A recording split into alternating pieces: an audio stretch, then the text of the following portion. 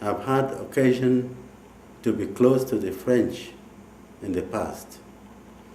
You need to know that from that association, I got to know that the French had deliberately sponsored the sending of Francophones to Southern Cameroons to change the situation.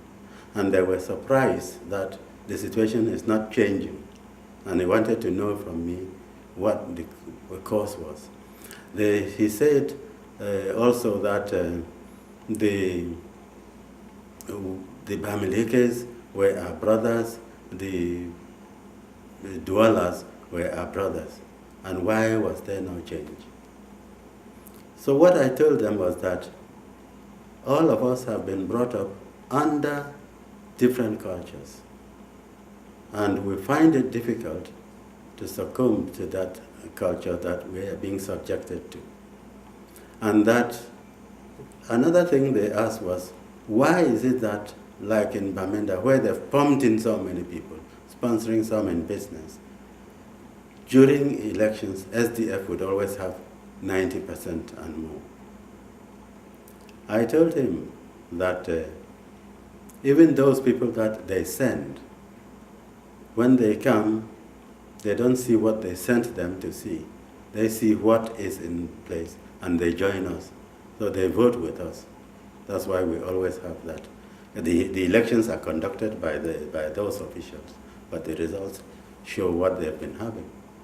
So this is the reason. We are changing those people instead of them changing us. He was shocked. Now, what you just explained, though, you just explained a conspiracy of social engineering going on in the Southern Cameroons. Yes, it has been going on for a long time. Professor Bernard Fonlon in the late 60s pointed this out. He talked of Frenchification, and he abhorred it, and he was hated for it. So it has been going on since the early 60s, the late 60s, the Frenchification policy.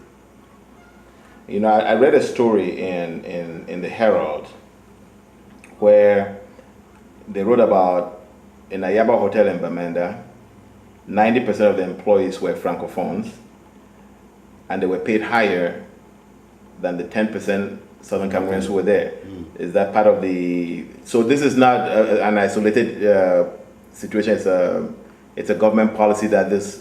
It has been the policy of Frenchification from the word go.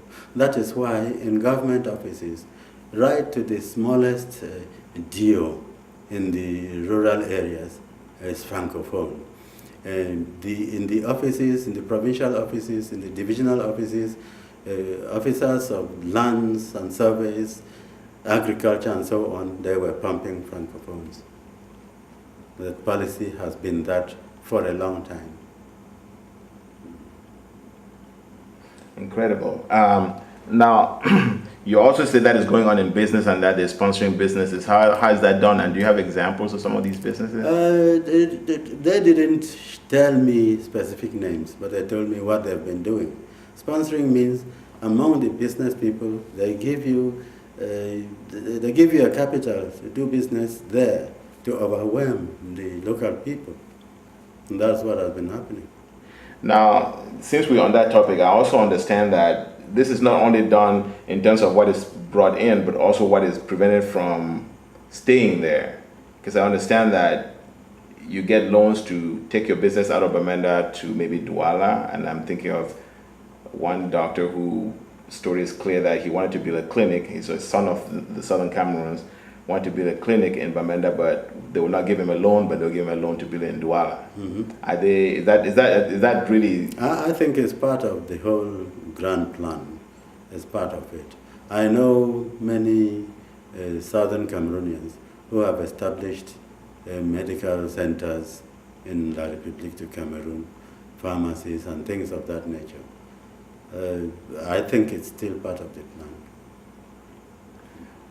You know, what you're talking about is defined under the UN law as genocide. I don't know if you've ever thought about it that way.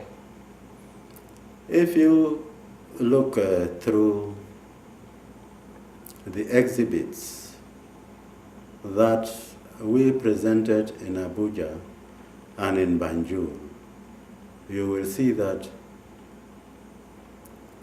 we talk of marginalization also. And this marginalization has included taxing people out of business, so that they leave only the able ones to do. And these able ones are those that we believe are being sponsored by the French through their puppet regime. Now, are you aware of the broad definition of genocide by the UN, and that includes cultural and these other aspects that you're saying are being targeted? When I talked about Frenchification, it is part of that genocide. That is killing our own system totally.